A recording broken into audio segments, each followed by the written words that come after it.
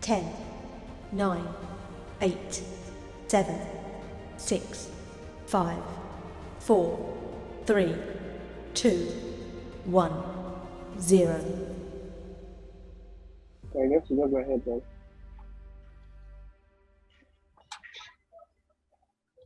Okay, so let me begin. Business and design. So, I mean, as a young designer, and even now, Yes. it's hard to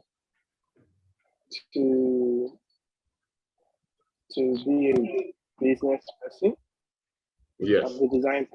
Creative people find it very difficult to create businesses, whether it's negotiation, contract, job, whatever it is.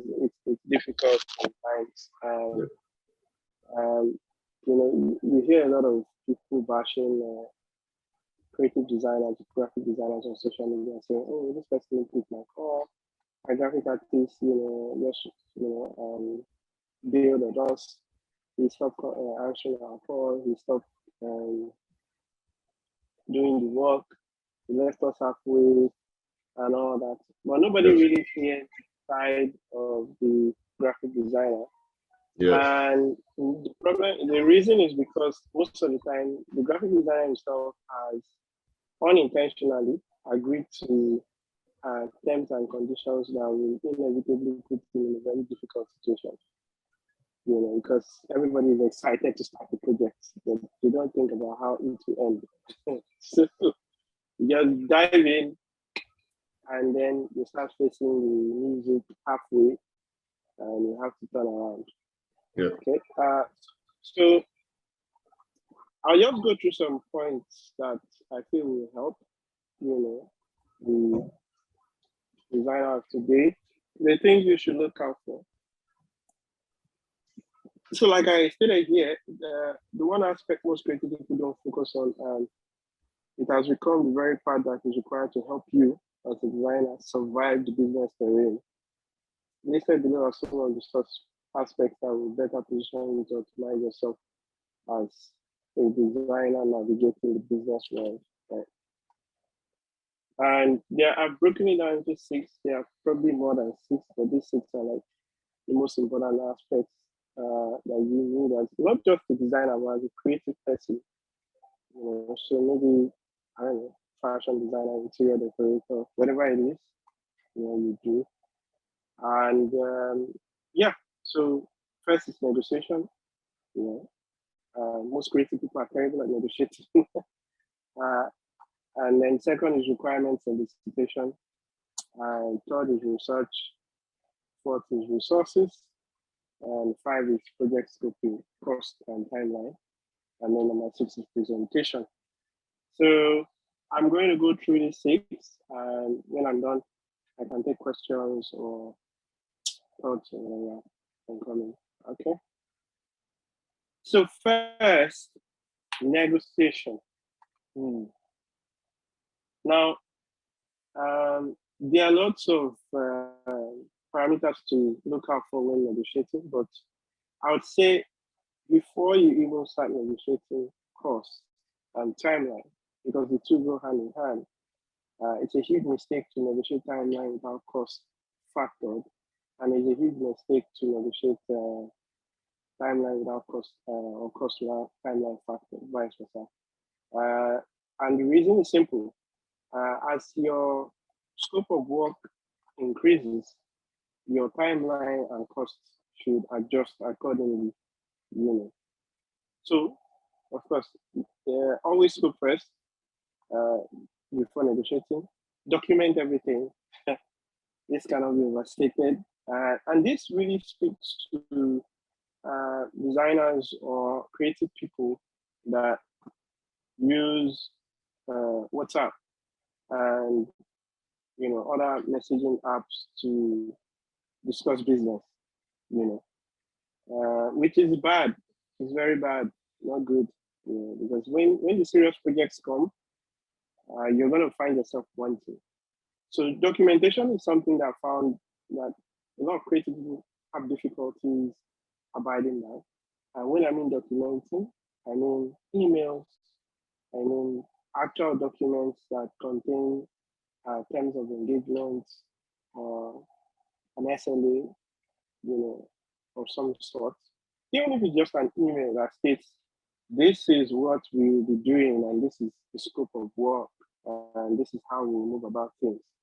And that's really important. Don't agree to deals over the phone, right? Don't don't make calls and negotiating price over the phone. That's bad. That's bad habit. We should stop. If you get a call from a client that says, "Hey, we have this project for you, and we want you to, give us a cost," and you're like, "Okay." First of all, like I stated here, scope first. So before you scope, you need to understand what the project is about. So you need a document from the client explaining what the project is about. So it should be a brief, a document that explains the scope of the project, and you can go through that document first and let it be via email, not WhatsApp, not Instagram chat, For products, yes, if you're selling products, yes, maybe that's okay. But for service, as required from creative people, no, WhatsApp isn't good. So get a brief which contains the scope. Get it in a documented format. Don't get it over a phone call. Let nobody brief you over a phone call telling you, "Oh, we want to create a logo. It's for fast food. We want it to be like Chicken Republic, blah, blah, blah." No, let that whole description come in a proper document or an email where you can go digest it and then come back and say, "Okay, this is what the cost is going to be." And let your communication also be documented. So your original cost, let's say, oh, you want to be able to design a logo and you decide to cost, maybe you charge them 100K for it, right? Or whatever amount, 50K, and then they see your cost and they're like, "Oh, we want to negotiate this cost. It's quite high. It's above our budget." That brings me to point number 3. Give discounts in percentage, right? It took me a while to adjust to this because many times when you are talking to people and they say, "Oh, your cost is high. You charge us 100K," you're tempted to say, "Okay, because of you, because you came through my brother-in-law, let me do it for you at 70K or 80K." You should never do that. You should never do that. Always give your discount in percentage. So what I would do typically is, "Oh, this thing is 100K, it's too high. Oh, what's the best we can do? Okay, I'll give you a 5% discount." What? 5% is too low. What is 5%? Oh, 5% is 5K. So that means it's now 95K as against 100K, right? But is that the best you can do? Okay, the best I can do is actually 10%. Worst case scenario, 15%. I usually don't go below 15% because I don't want to look like an amateur, right? It's not good to charge someone 1 million naira when you know you can do the job for 100K. It's ridiculous. You will look like a thief, right? You don't want to look like a thief. So it's best to always charge. It's best to always charge within a fraction of a margin, so that when you give your percentage discount, it still falls within the range of what you typically charge. So if I would charge someone, if I know I can do a logo project for let's say 90K, I'm not going to go and tell the person 500K and then you start negotiating like you're pricing pepper in the market. Then you come down to 90. That's ridiculous. Even me, if I were going to someone to buy something from the person, and the person tells me this thing is going to cost me 1 million, and I'm like, no, I can't pay 1 million. And then I negotiate, and the person agrees for 100K. I would be skeptical of buying that thing because I'm like, what made you tell me 1 million naira and then just drastically automatically come down to 100K after, negotiating. You should have a threshold, right? So yeah, so that's for discounts. Always in percentage. Never be in a hurry to strike a deal. I mean, no brainer, but it happens a lot. People call you, and there are a million types of phone calls I could possibly get. A million types of phone calls. Oh my God. You get a call saying, "Oh, hello. Yeah, I got your number from someone. I want you to do a design for us. It's for our managing director. This is blah blah blah blah blah oil and gas company. They're big. Our MD is traveling to South Africa next week Friday, and then we have a board meeting tomorrow. Can we get the design by 6 p.m. today?" What? Why? No. 99% of the time, those projects never end in a couple of days. They always drag and drag and drag and drag and drag. And when an art director is manipulated into, or a creative person is manipulated into a very stringent timeline, it just gives room for errors, mistakes, and then gives room for this endless loop of feedback where you keep making changes, adjusting, making changes, adjusting, and then it never ends. So never get the trip into accepting a deal. Oh, if you do this deal for us, if you do this logo for us for 20K, we'll bring you more projects. All lies. That never happens. Been around for a while, and nah. And honestly, you don't want to keep cheap clients around. So it's never a good deal to take projects based on sentimental attachment of, oh, we'll bring you more projects in the future, right? So number 6 here is factor resources into your cost. I'm going to talk about resources as we go further down this presentation, the deck, what you should factor in. But just to give an idea, factor in everything in the costs. Factor in the time, internet, power. So you use generator, or you use electricity, mainline, PAC, and whatever. Factor in resource like your software. Are you paying for it? Assets, images. Are you buying the image asset? Are you buying audio assets? Are you buying video assets? To use for that project. Factor in everything. Make sure that everything is stated clearly from day one before you start the project. Okay. So then last here is state your terms of work and payment structure, rounds of revision. This aspect is 99% of the time neglected by creative people because they're in a hurry to jump on a project. Oh, somebody said they want you to do this project, it costs 500K, and they're ready to pay you 50% upfront, 250K, and you're just thinking that, finally, I can buy my iPhone 11. I was thinking of that. I am thinking of, okay, if I take this 250K deposit, how do I make sure I get my 250K balance at the time I'm done? And when is a project complete? A project is complete when the terms of the engagement say so, not when you say so, right? So if your terms of engagement does not clearly state when a project should end, then it will go on forever.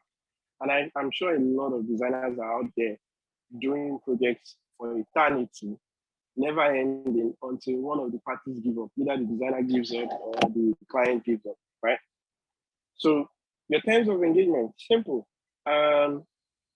I will do 3 versions of logo for you. After the first 3 versions, you select an option. And then for that option, I will do 3 or 4 revisions. Afterwards, this will be the cost of any additional revision, right? State that clearly. 2 paragraphs, and you've stated that, and you have to get the client to agree, either via email or via a signed document that this is going to be the terms of this project.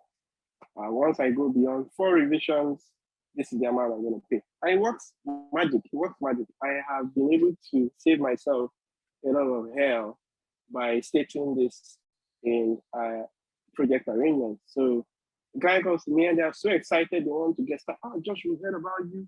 Such an amazing designer. We want you to work on this project. I'm like, are you sure you want to? Yes, we want it to be you. I had a dream and God said that you are the one that will do this logo for us. Okay, no problem. I'll do it. Here is my terms of engagement. And they sit and they're like, why are you doing this? Why are you doing it? I said, well, if you really believe in me, I wouldn't need to do 5 revisions before you are satisfied. And they're like, okay, no problem, I agree. They agree, and they think I will not hold them to those terms. And as long as I've been alive, I've held every one of them to those terms. So yes. Number 2, requirements and elicitation. Now this is kind of like a subset of number 1 here, which is scoping. Requirements elicitation is simply the process of getting as much as possible information about the product, brand, service before proceeding to the next stage with said client. So 1 is a document that clearly states the product / brand offering, right? Aside from a brief that describes the problem the design will solve. So the design has the client has to state clearly in a brief, this is what your design will do for us. It is going to help us communicate this feature of this product. It's going to help us communicate this promo that we are running between this time and this time. We want to be able to reach this demographic or this psychography and all that. So target demographic, target psychography has to be clearly stated. Also, under requirements and elicitation is assets. You have to be able to get all assets relating to the brand. It's a situation where somebody takes a project and the client doesn't give them all the assets they need. They don't provide logo, they don't provide brand guidelines, they don't provide even assets they need for the project. Maybe it's an event, and the artists are performing at the event. They don't provide the images, the names. They are supposed to provide all these things. If they tell you to go and provide these things, you have to cost for them. Because you have to buy the images online or do photography, and it will all affect the output of the job. So that's really important, right? And then, of course, their budget if they have one. I know this is like a chicken and egg situation when it comes to budget. You ask the client what's your budget, they ask you what's your own charge. You ask them no, you want to know their budget, they throw it back at you. And then when you finally give them a cost, they reveal mysteriously that they have a budget all this while. You had a budget all this while. Why didn't you tell me? Instead you wanted me to give you a cost. Start giving you a cost and saying the cost is above your budget. Like, so if they don't provide a cost, like sometimes I ask the clients, you want to do a logo? They're like, yes. I'm like, what's your budget for this logo? Like, they don't have a budget. I should just give a cost. I'm at liberty to charge them 15 million naira. I mean, I charged one guy for designing an album cover. I asked him, what's your budget? He got my number through someone, I can't remember. I asked, what's your budget? And he was like, I don't have a budget, just give me cost. And I gave him cost, I think it was 50K or 100K. And the guy got angry. I'm like, what's going on that? How can you be charging me 50K for this thing? It's too high. Well, I asked you what your budget was, and you didn't say. I'm not liberty to charge you whatever I feel like charging you. It's my time. If the price is not good for you, you're free to go elsewhere, right? So ask for budget so that nobody can strip you down the line that your cost is too high. Okay? So number 3, research. Research. Do not start out on any project without carrying out proper research on the product, business, service, and brand. So, the typical mindset of the creative guy is creative output, right? You just want to churn out amazing stuff. But a little bit of research can save you a lot of trouble sometimes. Find out what the history of the brand is like. Do they have any bad image out there, or any campaign running that has smudged their image, or what's the competition doing? Or has somebody done something in the past in that space? Maybe it's beverage, banking, aviation, that you could learn from. So do research. Creative people are not really associated with research. They're more interested in their fancy tools and want to start creating things, Photoshop, After Effects, and all those very amazing tools out there. And if you're a writer or you do some other kind of creative work, it's kind of similar to you want to just start coming up with lines in your head and you're like, oh yes, I can just say yes. The magic that changed the world. No, do research first, understand what the brand is about out there, beyond what the client has provided. Okay. So what's number 4? Resources. Now I mentioned this earlier, but resource is a very important thing for the creative person to factor. When you cost, most of the time people don't factor in maybe capital investment, the chair you're sitting on, the table, the laptop charger.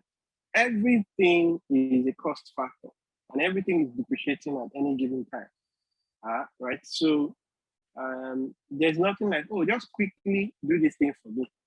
Maybe you can just quickly do it. No, the system I'm going to use and quickly do it cost me $1 million. So there's wear and tear on that system each time I open it to do anything. So I have to factor that wear and tear into the cost I am charging the client. So there's no sentiment, just help me cannot work, because you cannot go to an Apple store or a computer store and say, just help me with a laptop. They will help you with police, right? Or you go to the filling station and say, just help me with small petrol. I want to quickly correct one logo. Client has been begging me to correct. No, they will help you with police station. So there's no help here. So every resource is important. Your computer, your accessories, design software. I use what's it called? Affinity a lot, and Adobe. Figma is also an amazing tool for those who do web-based design, which is free, I think. And then the administrative software too, which a lot of people don't get. Productivity tools, invoicing apps. Right now, I use Wave app. I probably would leave a list of some of these tools if you're interested. I can send them to you. For productivity to-do list, I use Google Keep and Trello. And for team collaboration, I use Slack. So I have a team of guys I'm working with. We are building a product. We are building an app. Slack is the best tool out there for communicating.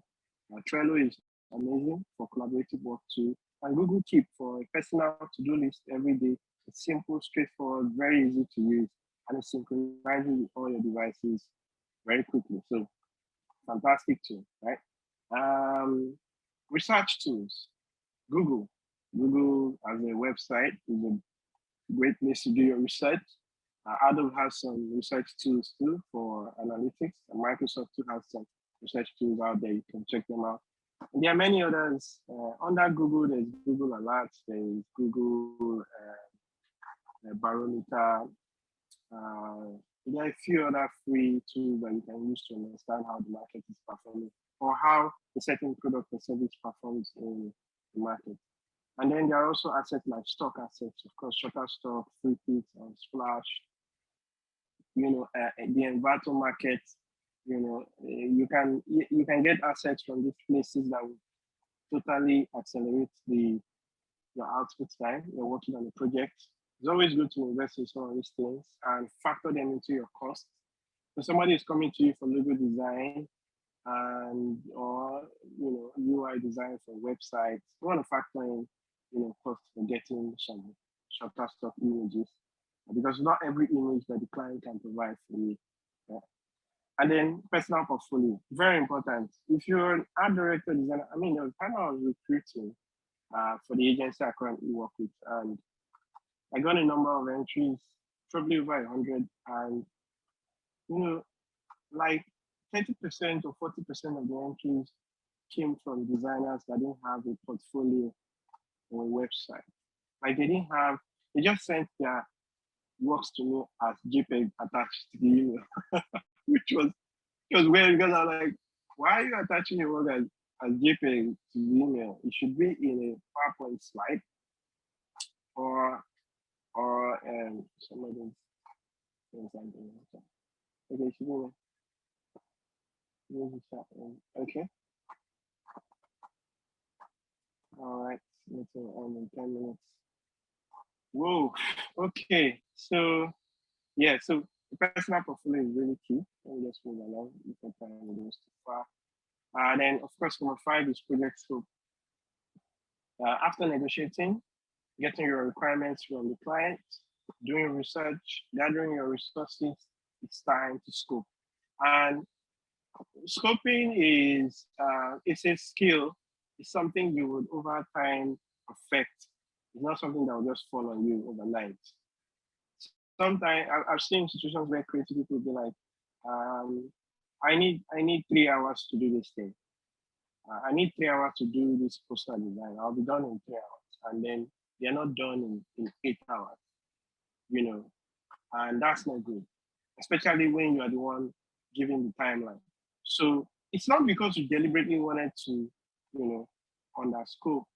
The reason is because you don't properly understand how, you know, how to apply your scoping technique, if I'll put it that way. So if you have a project that you have to, create 3 posters, you're not thinking, okay, I have to do research first.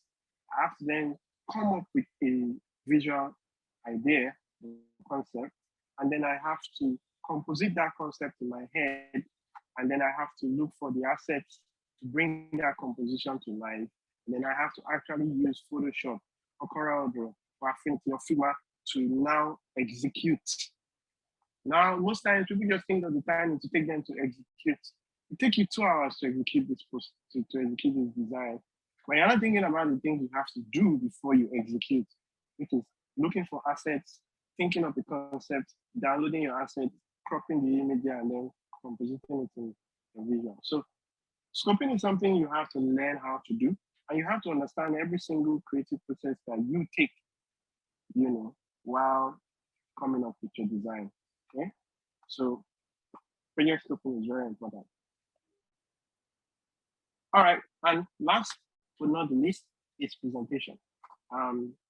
You could be good at doing all these things and be horrible at presenting your work. Presentation is the most important aspect of your creative process, because no matter how amazing your idea is, your visual, whatever it is, if you can't present it properly, explain either in some presentation or a deck, or even physically explain to people and present your idea to people, it falls flat. It's a waste of time. You failed, basically. You put in a lot of time, energy, effort to get to the end, and then you can't present well. You see, it's a bad habit if you're not a director out there or you're a creative person out there. And all you do when you have a project, you're handling personal down. You're not working with a team of people in an agency. You're handling a project personally. And somebody has said, design logo for me. And you design the logos and you put it in a JPEG and you attach the JPEG to an email and you send and say, please find attached. Wow. Your professionalism is also attached to that email, because why would you even do that? Why would you take JPEG and attach it? You should put it in a deck. Put it in a deck, explain, if possible, you should have rationale for why you chose the logo, concept you went with, whether it's color, font, whatever aesthetic reason, have a one-liner description of why your logo looks like this, and then, send it in well-documented, format, and your clients will appreciate you more. Those are the little things that can take your value as a creative person from you charging 5,000 or 10,000 naira for a logo to charging 1 million naira, 1.5 million, or 2 million naira for that same logo as someone else is doing. Presentation is the difference, that's it. And that is the end of my TED Talk. So if you have questions, you can either put them in the comment section, or you can ask to be unmuted, and I need to take your questions.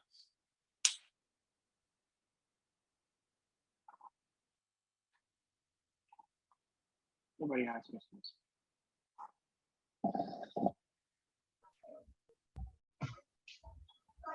Hello guys. Okay, so if you want to ask a question, you can kindly raise your hand so we unmute you and then we can get to talk. But I actually have a question. Okay, so Josh, how do you deal with a situation whereby, let's say, someone is starting out and sometimes they advise that if you are starting out, because you are just starting, yeah, you are getting better, but sometimes do some free jobs for some people, just to like gain that person as a client. But how do you deal with the fact that that person might expect you to continue doing it for free? Well, I guess you have to learn to say no. That's something a lot of creative people find difficult. Okay, they were like, you have to learn to say no. Okay. It's just as simple. You have to just learn to say no. Right? Okay. No, sorry, I can't. Why? Oh, because I have to survive. I have to eat. You have to pay me. So I can eat. So say no. Yeah. Go ahead, Demola. Let me unmute.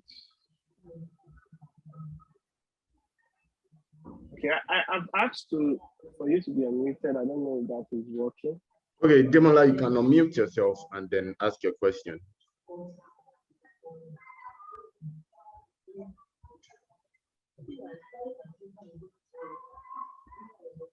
I'm not sure it's working. Wow. Hi, Josh. Hi, Demola. Okay, yes. Hi, Josh. Yes, I can hear you. Yeah, I already dropped a chat, but I'll just go ahead. Like, how do you go about creative block when you're having a problem with creative block? How do you go about it? Okay, yeah. So, quick answer to that is, don't bury yourself in work when you feel like you're getting blocked. Go do other things.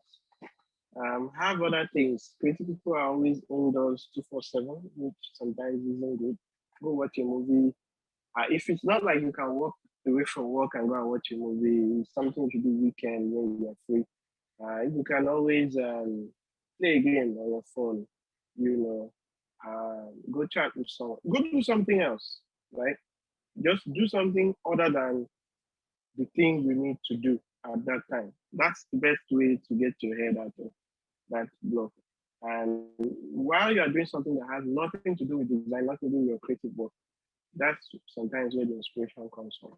I think it works for me every single time. So I never have to worry about, what's it called? Creative work. Because once I feel that way, I either wait till weekend when I can go out and watch a movie, or I just go do something instantly. Playing games, talking to someone else you haven't spoken to in a while, just doing something else entirely most of the time helps. All right, thank you. Someone has a question here. She said, how do you get all the existing clients to pay more without losing them? Okay, so if I got the question right, it was how can you get existing clients to pay more without losing them? Without losing them. Yes, without losing them. I'll say it's hard. I've tried that many times in the past, and most times it doesn't work. Sometimes it does, but even when you get an existing client that is used to paying you maybe 20,000 for something, or 50K, and you want them to start paying you 150K, it's a struggle, except that business has grown exponentially. So there are a number of ways to do it. I like this guy's explanation of how to get clients to pay you more, Chris Dove. What he would say is, think about your service from a value point, right? Yes. Because how most creative people see their service and how they value their services from their own standard of living point. So I'm sorry I'm using this example, but I want to buy a new phone. If I can buy a new phone, I'm okay. And how much is the new phone? New phone is 100K.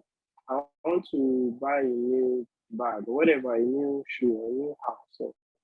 House is quite high end. But car, things like everyday things. And they use that to judge how much they want to cost. Okay, I'll take 50K for this thing. If I can do 10 logos at 50K, that's 500K, But they're not thinking about it from the point of value. So what is the value of the company that you're providing the service for? Are they genuinely able to afford that service at that price point? And that service you're providing, is it satisfying this volume of people? For example, if you were to be creating, let's say, a website, now it's the easiest way or example to use. Let's say you're creating a website and the website is for a brand that has 15,000 people visiting that website every day. Now, that's 15,000 people visiting the website. Even if they have a conversion of 10% and they are selling a product that goes for 10,000 naira, that is 150 times 10,000. Yeah.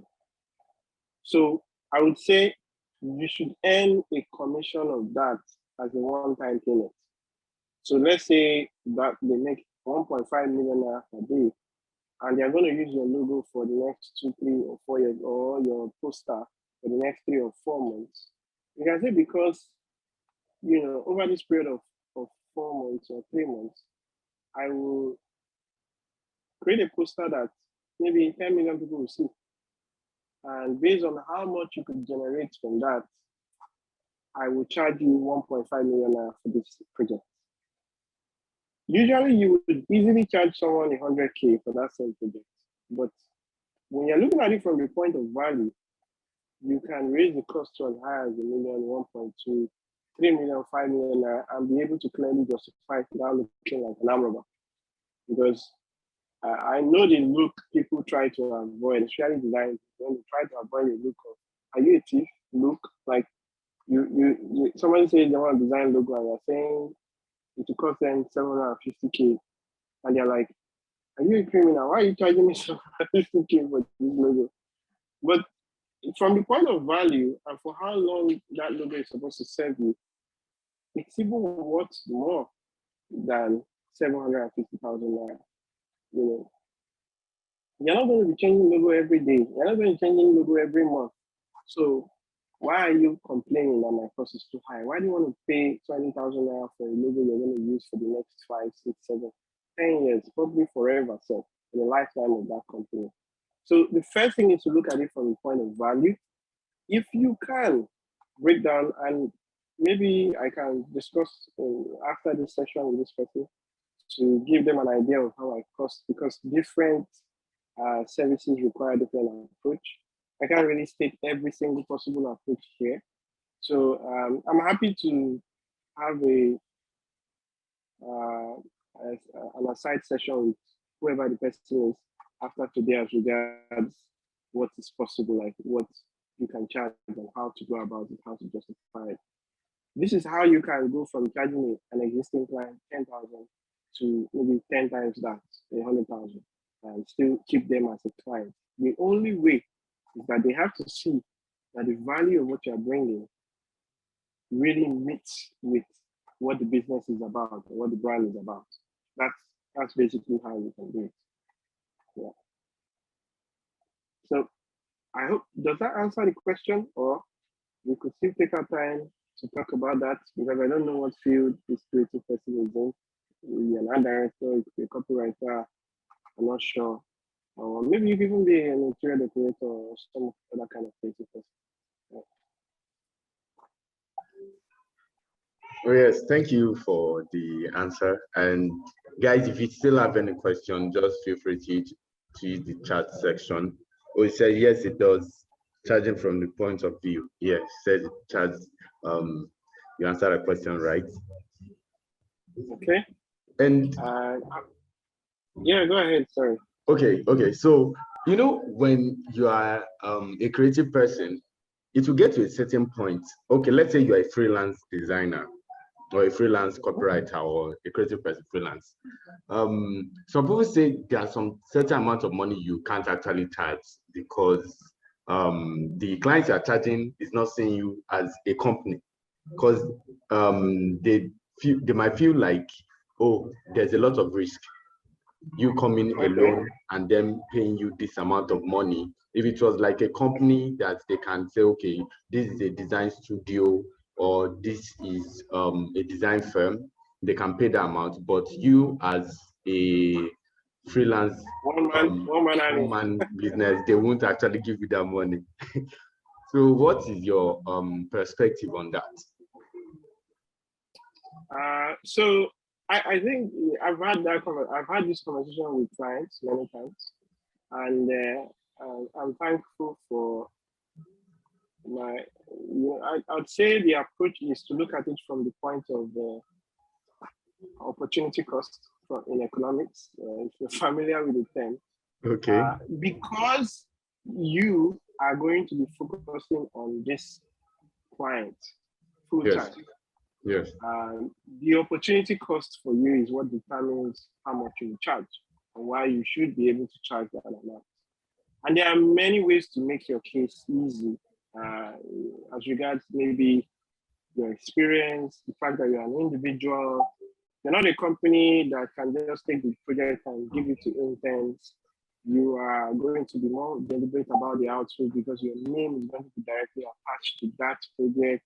Yes. And then how do you value yourself per hour, right? In most Western countries or outside Nigeria and Europe and the US, the service providers charge per hour. They don't charge salary or all these kind of things. Even when you are working full time, you're still paid per hour. So an average high-end designer in the US, with a user experience, art director, front end, you're paid between an average of $50 to $100 per hour, right? That's how much you earn in that economy.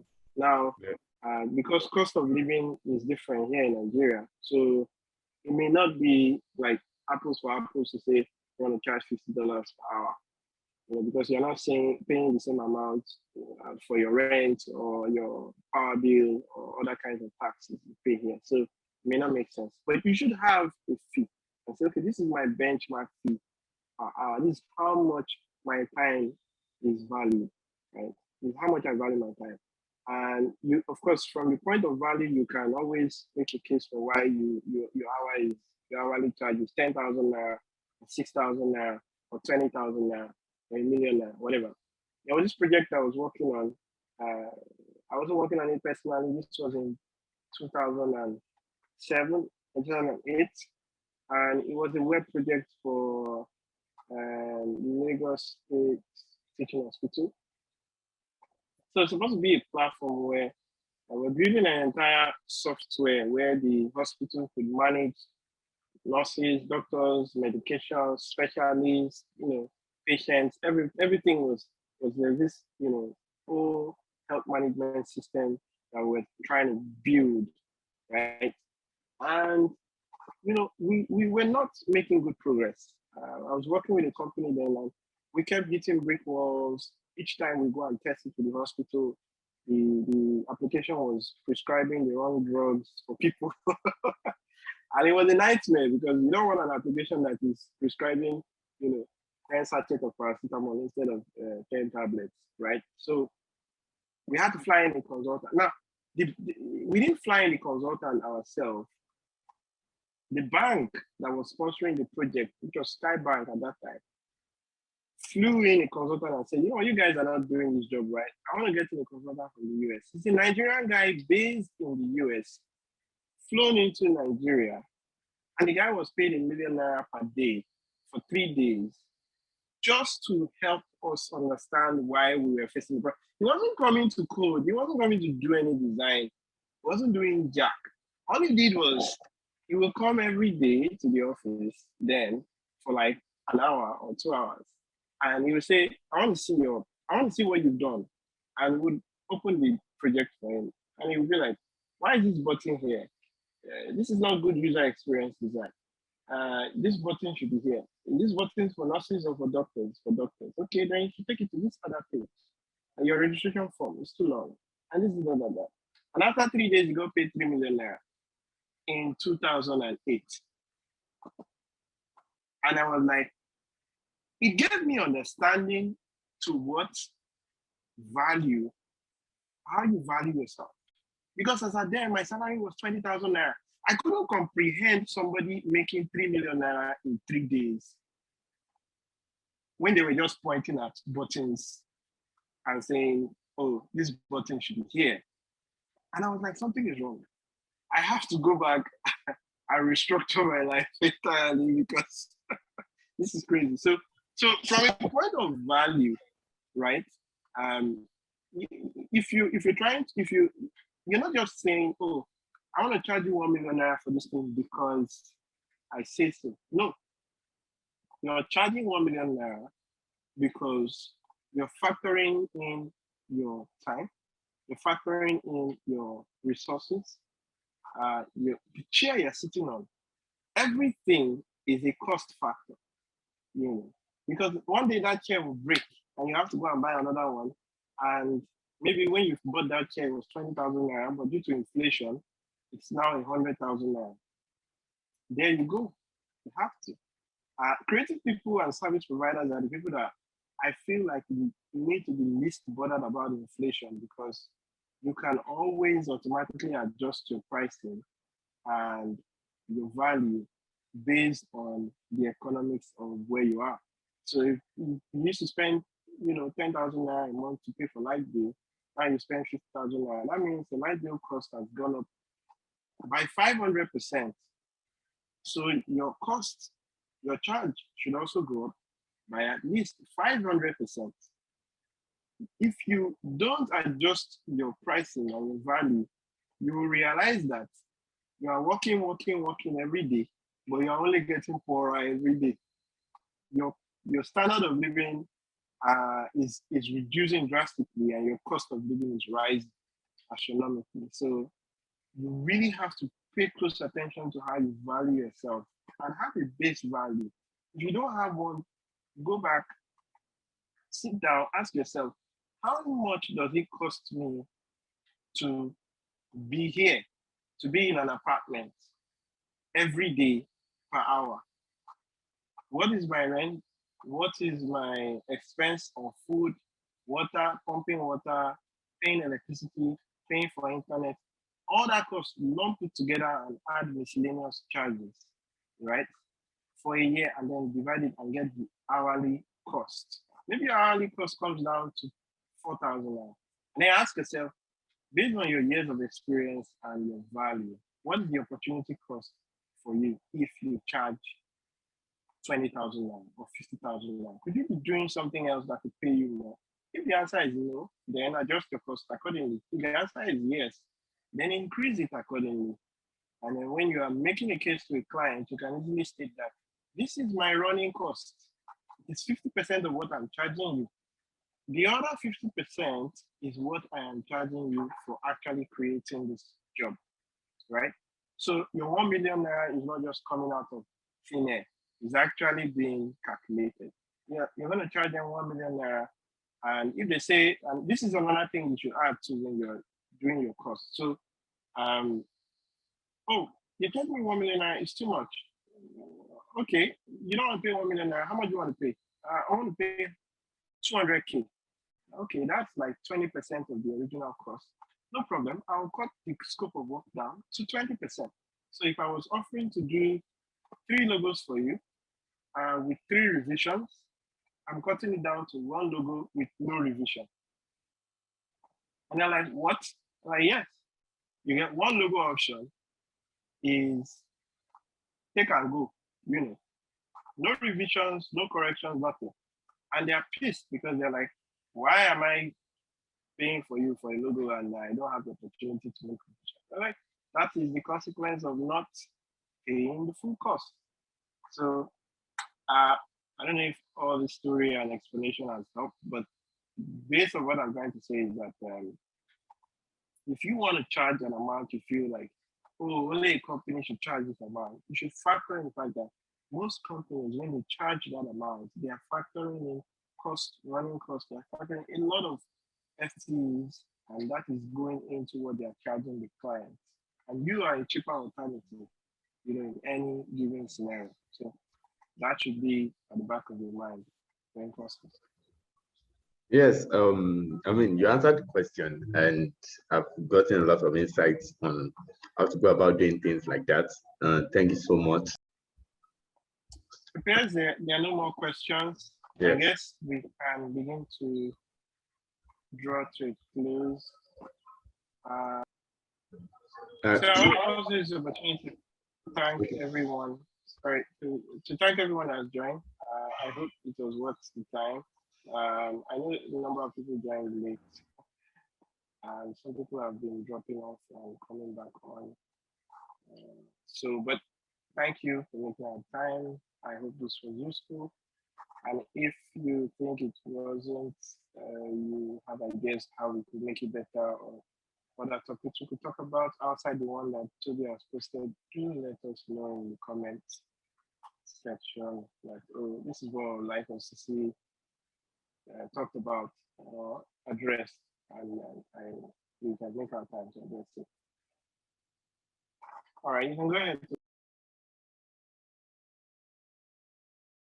So guys, this session will also be available on YouTube, so you'll be able to rewatch it and come back to it anytime you feel like you're stuck or you want to listen to something again within the business of design.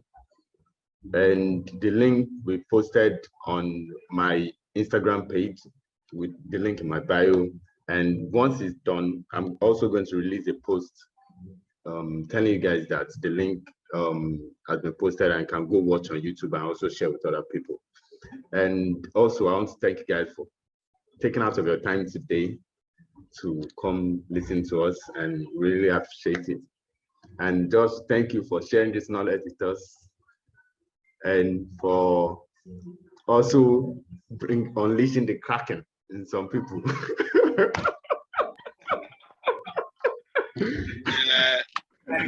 Thanks for inviting me. Yeah, thanks so much. Really nice. Thanks so much. And guys, if you also have like a review or anything concerning this webinar, kindly send me a DM on Instagram or WhatsApp anywhere, and let us know what you think. Let us know if you benefited from it. Let us know if you like it. If you don't like it, let us know, and then we'll know how we take things from there. So thank you very much, everyone. Thank you for joining today. And this is where we draw the curtain, and enjoy your holiday. All right. All right, guys. Yeah. Bye.